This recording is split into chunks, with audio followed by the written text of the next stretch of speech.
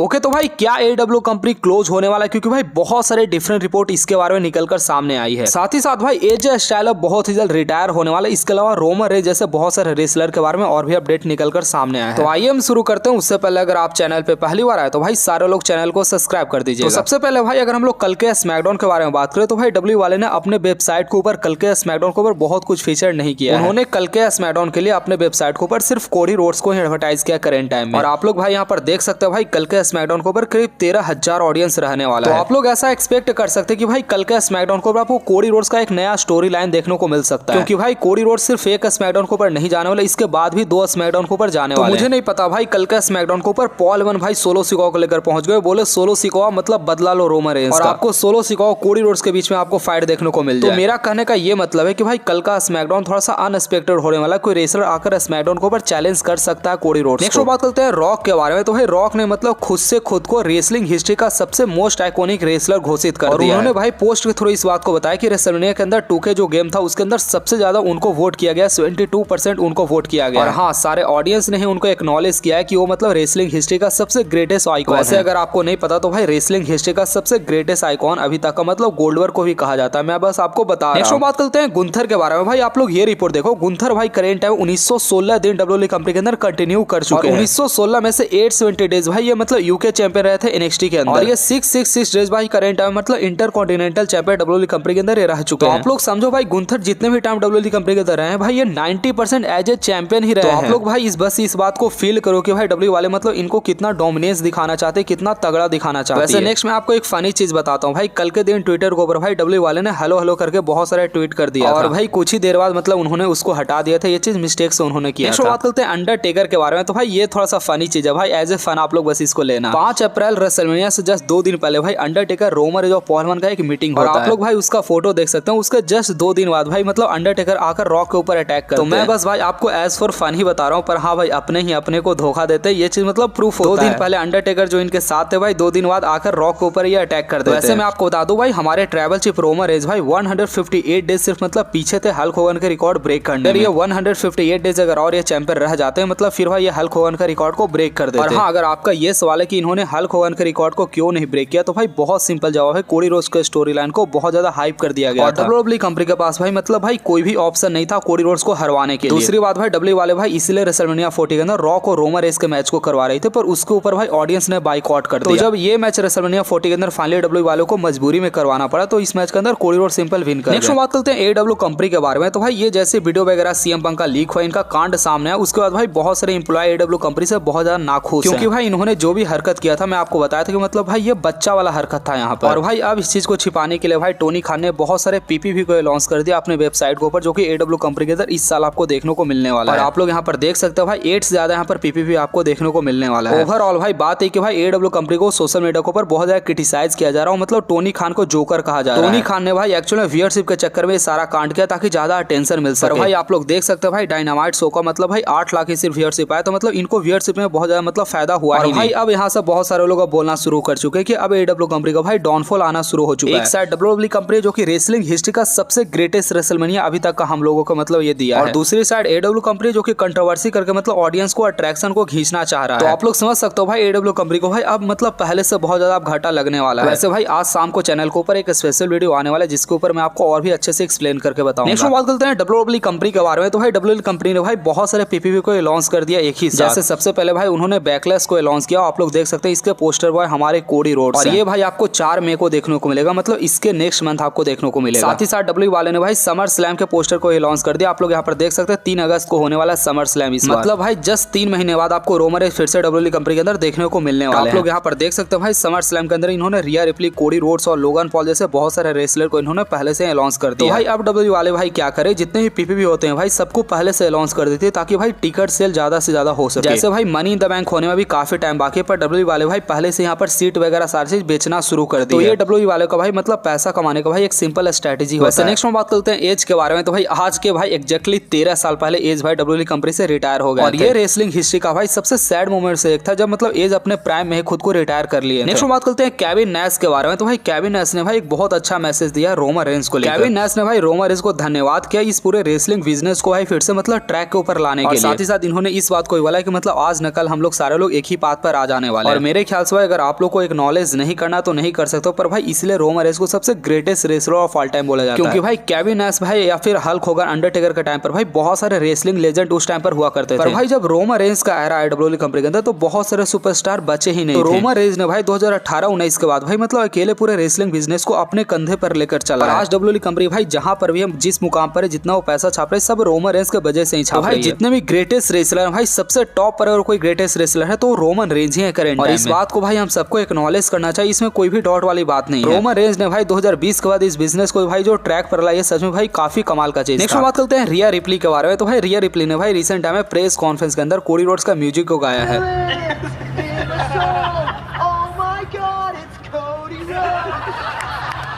Next बात करते हैं डेवन प्रीस्ट के बारे में। तो भाई डेवन प्रीस्ट मतलब भाई पोर्टोरिको के 50 साल बाद मतलब भाई वो WWE चैंपियन फिर से बने। तो आप लोग समझ सकते हो भाई मतलब ये कितना ऑनर वाला बात है डेवन प्रीस्ट के शहर में भाई, मतलब कोई बंदा 50 साल बाद WWE चैंपियन हो। पता नहीं भाई अब शायद से अंकित बैनपुरिया भाई शायद WWE चैंपियन ला सकता है इंडिया के, क्योंकि भाई आपको पता है जब मोदी है तो मुमकिन है। नेक्स्ट बात करते हैं डैमेज कंट्रोल के बारे में। तो भाई डैमेज कंट्रोल का भाई अभी भी रवलरी चलने वाला बेली के साथ। बेली भाई भले ही स्टील मतलब WWE चैंपियन बन गए, पर भाई उनका स्टील फाइट होने वाला डैमेज कंट्रोल के साथ। भाई मतलब इनका फाइट हमें डेकोटा का या फिर आस्का के साथ हमें देखने को मिल सकता है फ्यूचर के भाई। देखो बात है कि भाई WWE वाले भाई जनरली वुमेन्स डिवीजन के भाई स्टोरी लाइन के अंदर ज्यादा एक्सपेरिमेंट वो करती नहीं, क्योंकि भाई WWE वाले भाई वुमेन्स डिवीजन के ऊपर भाई उतना मतलब डिपेंडेंस होती ही नहीं। बात करते हैं जेट कारगिल के बारे में। तो भाई आप लोग यहाँ पर देख सकते हैं जेट कारगिल के बहुत सारे रिवलरी का यहाँ पर नाम निकलकर फिर से सामने, जैसे Jade Cargill versus Bianca Belair, Jade Cargill versus Charlotte Flair, Jade Cargill versus Bayley का आपको मैच देखने को मिलने वाला फ्यूचर के अंदर। और अगर आपको याद होगा तो जस्ट 2 दिन पहले मैं आपको बताया था कि आपको शायद से रिसेंट टाइम आपको जेट कारगिल वर्सेस रिया रिप्ली के बीच में भी आपको मैच देखने को मिलने वाला है। अभी जेट कारगिल के भाई बहुत सारे रिवलरी जस्ट मतलब स्टार्ट होने वाले हैं। बात बैकी लिंच के बारे में। भाई आप लोग इस बात को सुनकर शॉक हो जाओगे कि भाई मतलब बैकी लिंच जब मैच के अंदर रेसल कर रही थी तो उनको 102 डिग्री का फीवर था। आप लोग समझ रहे हो मतलब भाई 100 डिग्री के फीवर में कोई इंसान भाई उठकर खड़ा नहीं हो पाता। और भाई अगर हम लोग रिया रिप्ली का बात करें तो भाई उनका भी कंडीशन कुछ सही नहीं था, जस्ट 2 घंटा पहले उनको भी चक्कर वगैरह आना शुरू हो गया। तो आप लोग समझो भाई WWE रेसलर के लिए भाई कितना मुश्किल होता है, एक बंदे को चक्कर आ रहा है, एक बंदे को 102 डिग्री फीवर है, उसके बावजूद ही इनको मैच रेसल। और यहाँ पर भाई आप लोग मैच नहीं कैंसिल कर सकते हो, क्योंकि भाई रेसलमेनिया सबसे बड़ा PPV होता है। तो सामने जो लाखों की संख्या में जो ऑडियंस बैठे हैं भाई, मतलब आप उसको ये नहीं कर सकते कि हाँ मेरा रेसलर बीमार है इसलिए मैच नहीं हो सकता। नेक्स्ट बात करते हैं सैमी ज़ेन के बारे में। तो भाई सैमी ज़ेन ने भाई कितना कूल काम किया है भाई, मुझे पता भी नहीं था। सैमी ज़ेन भाई रेसलमेनिया 39 के टाइम पर सबसे longest tag team champion Usos का रेन तोड़े थे, और रेसलमेनिया 40 के अंदर इन्होंने गुंथर का रेन तोड़ा। गुंथर भाई रेसलिंग हिस्ट्री के सबसे लॉन्गेस्ट IC चैंपियन थे, मतलब इंटरकॉन्टिनेंटल ये चैंपियन थे। आप लोग समझो भाई सैमी ज़ेन भाई लगातार 2 रेसलमेनिया के अंदर सबसे लॉन्गेस्ट चैंपियन का रेन तोड़ा, जो कि अलग अलग चैंपियंस वर्ल्ड में सबसे लॉन्गेस्ट थे। वैसे भाई देखना होगा कि भाई WWE वाले मतलब भाई अब सैमी ज़ेन के साथ आखिर क्या करने वाले हैं। बात करते हैं सेथ रॉलिंस के बारे में। तो भाई अभी भी भाई सारे न्यूज चैनल की तरफ से यही पोस्ट किया जा रहा है कि सेथ रॉलिंस के वजह से रोमन रेंज अपने टाइटल को हारे हैं। सेथ रॉलिंस को बहुत पहले से पता था कि रोमन रेंज को अगर मॉक करना है तो मतलब शील्ड के म्यूजिक से मॉक हमेशा होता है, और इसलिए उन्होंने शील्ड का ड्रेस पहनकर मतलब रिंग के अंदर गए। और मेरे ख्याल से भाई आप लोग इसलिए बहुत ज्यादा हाई एक्सपेक्टेशन आप लोग कर सकते हो कि हमें सेथ रॉलिंस और रोमन रेंज के बीच में बहुत ही ज्यादा एक कमाल का रिवलरी देखने को मिलेगा। ऐसे भाई बात है कि भाई इनका रिवलरी कभी स्टार्ट होता ही नहीं, मतलब भाई पिछले 10 साल से नहीं हो रहा है। बात करते हैं WWE कंपनी के बारे में। तो भाई WWE कंपनी भाई अब मंडे नाइट रॉ स्मैकडाउन के ऊपर कुछ ज्यादा ऑडियंस को बुलाना शुरू कर दी है, तो इसलिए भाई आपको जो स्टेज देखने को मिलेगा मतलब अब थोड़ा सा छोटा आपको देखने को मिलने वाला है। रिसेंट टाइम में भाई जो मंडे नाइट रॉ था उसके अंदर भाई करीब 20,000 के करीब मतलब ऑडियंस यहाँ पर आया। आप लोग भाई ऐसा समझ सकते हो कि भाई WWE वालों को भाई एक पैसा कमाने का एक नया जरिया मिल चुका है। मेरे ख्याल से भाई अगर WWE वाले भाई अगर स्टोरी लाइन को अगर अच्छा दिखा दे तो मेरे ख्याल से भाई कोई भी प्रॉब्लम नहीं होने वाला है। बात करते हैं रॉक की बेटी एवा के बारे में। तो भाई एवा ऐसा रॉक जैसा भाई एक प्रोफेशनल रेसलर का भी बनना नहीं चाहती, क्योंकि भाई अब ये WWE कंपनी के भाई जनरल मैनेजर बन चुकी है, इसलिए भाई शायद से एज ए रेसलर कंटिन्यू अपने कैरियर को करना ही नहीं चाहती। मुझे नहीं पता भाई ये रेसलर कभी बन पाएगी या फिर नहीं बन पाएगी, पर अभी ये करंट टाइम में सिर्फ 23 ईयर की है, शायद से 23 या फिर 24। तो मे भी भाई बाद में जाकर ब्लड लाइन को ज्वाइन कर सकते हैं, पर हाँ अभी ये करंट टाइम में भाई रेसलिंग कैरियर को कंटिन्यू नहीं कर रही है। नेक्स्ट बात करते हैं AJ स्टाइल के बारे में। तो भाई AJ स्टाइल ने भाई अपने तरफ से कंफर्म कर दिया कि वो शायद अब बहुत ही ज्यादा रिटायर होने वाले हैं। AJ स्टाइल बताते हैं कि अब वो इतना रेसलिंग कर चुके हैं, मतलब अब उनका पूरा मतलब शरीर भाई मतलब पूरा वो टूट चुका है। जब वो सुबह मतलब बेड से उठते हैं तो मतलब इस चीज को उनको मतलब फीलिंग आता है। ऐसे ही भाई अगर आप लोग देखो तो भाई AJ स्टाइल का भाई जो एज है वो जॉन सीना के एज के मतलब अप्रोक्स एज है। तो हार्डली भाई मेरे ख्याल से 2 या 3 साल कंटिन्यू AJ स्टाइल ऐसे कर सकते हैं रेसलिंग वर्ल्ड के अंदर। बात करते हैं अपने ट्रैवल चीफ रोमन रेंज के बारे में। तो भाई आप लोग ये देखो भाई WWE वाले ने अपने वेबसाइट के ऊपर फिर से रेंडर कर दिया है रोमन रेंज, और इस बार भाई जब रोमन रेंज को WWE कंपनी के वेबसाइट के ऊपर डाला गया तो भाई इस बार रोमन रेंज के कंधे पर कोई भी टाइटल है और मेरे ख्याल से भाई मतलब वो स्टील भाई ट्रैवल चीफ वाले लुक के अंदर ही मेरे ख्याल से वो दिख रहे हैं। वैसे भाई WWE के वेबसाइट के ऊपर भाई ऐसा हमें कई दिनों बाद देखने को मिला कि 2 ऐसे हमें चैंपियन वेबसाइट के ऊपर देखने को मिला जो कि इससे पहले कभी चैंपियन बने ही नहीं। अगर आप लोग करेंट टाइम में कोडी रोड्स का बात करें तो भाई इससे पहले वो भी कभी चैंपियन नहीं बने थे, हमारे डेवन प्रिंस भी नहीं बने। नेक्स्ट बात करते हैं ऑस्टिन थ्योरी ग्रेसन वॉलर के बारे में। तो भाई मतलब इन दोनों का आपको टैग टीम मैच ऐसे देखने को मिल सकता है बैकलैश के अंदर ब्रॉन ब्रेकर और बैरन कॉर्बिन के अगेंस्ट, क्योंकि भाई ब्रॉन ब्रेकर और बैरन कॉर्बिन के टैग टीम को काफी ज्यादा पसंद किया गया है मतलब NXT के अंदर। तो ऑस्टिन थ्योरी ग्रेसन वॉलर भाई जो चैंपियन बने भाई मे भी बहुत जल्द इनके कंधे से चैंपियंस बेल्ट शायद से जाने वाला है। वैसे भाई आज का वीडियो इतना ही था, तो भाई सारे लोग वीडियो को लाइक करके चैनल को सब्सक्राइब कर लेगा। जिन लोगों को मेरे से बात करना है सारे लोग इंस्टाग्राम के ऊपर आ सकते हैं।